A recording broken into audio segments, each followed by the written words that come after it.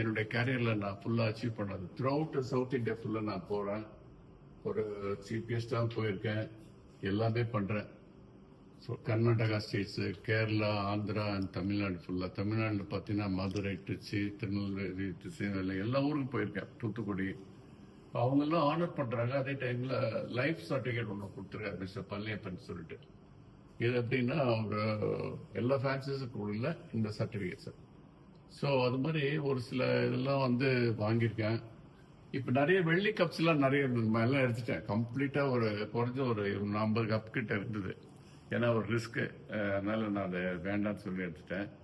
ஆனால் இந்த வருஷமும் எங்கள் கிளப்பில் சொன்ன ஃபங்க்ஷன் வைக்க போகிறோம்.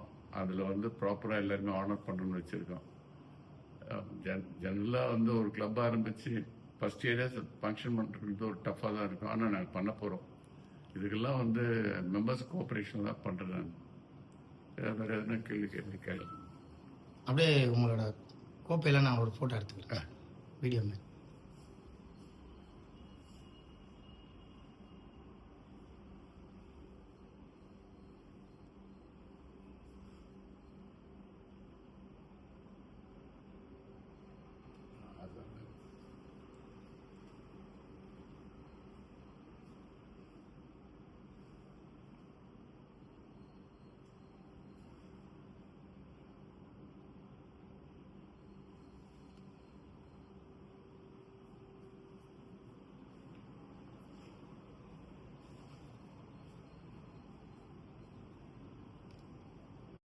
ஓகே.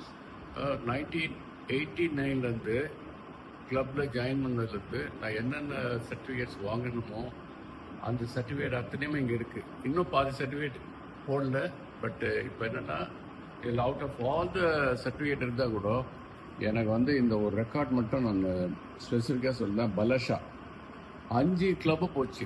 5 கிளப்பு போகும்போது இந்த பலாஷாலேருந்து இந்த போர்டை நெக்ஸ்ட் டே மார்னிங் வந்து 7 o'clock வந்து 7 to 7:30. இதை நான் மறைக்க முடியாது இந்த ரெக்கார்டை. ஆனால் யாருக்குமே போர்டு வரல. இவன் 1 week கழிச்சு போர்டு வரல பலாஷாவில். இந்த ஒரு போர்டு மட்டும் வந்து அதனால இந்த போர்டு நான் என்னால் இன்றைக்கும் அதை நினச்சி பார்ப்பேன். பலாஷா ரெக்கார்டு சார். அது என்ன இயர் சார்? இது இயர் வந்து 1996 இந்த ரெக்கார்டு நான் கிரியேட் பண்ணேன். அப்போல்லாம் ஆப் இல்லை, எதுவுமே கிடையாது. ஃபோன் மெசேஜ் தான், ஃபோனில் தான் தெரியும். நம்ம போய் நேராக சொன்னதான் தெரியும். அதை மாதிரி ஒரு காலகட்டத்தில் நாங்கள் அப்போல்லாம் புறா ஓட்டோம். இன்றைக்கி வந்து ஒன்றும் இல்லை, ஆப்பில் இம்மீடியட்டாக நெக்ஸ்ட் மூமெண்ட் கொடுக்குறோம். நெக்ஸ்ட் மூமெண்ட் ரிசல்ட் வருது. அப்படிலாம் ஆயிடுது. ஆனால் திஸ் இஸ் ஓல்டன் டேஸில் இந்த போர்டில் ரெக்கார்ட் பண்ணது யாருக்குமே தெரியாது. வாருங்கள் ஆன் த டே NMRPயில் நான் பண்ணியிருக்கேன். சப்சிக்வெண்ட்டாக நிறைய பேர் பண்ணிருக்கலாம். ஆனால் இன்னைக்கு கூட பார்த்தீங்கன்னா இன்னி டேட்டில் வாருங்கள் ஆன் த டே 3 புறா பண்ணியிருக்கேன். Super sir. Chennai friends homeopathy சொசைட்டியில்.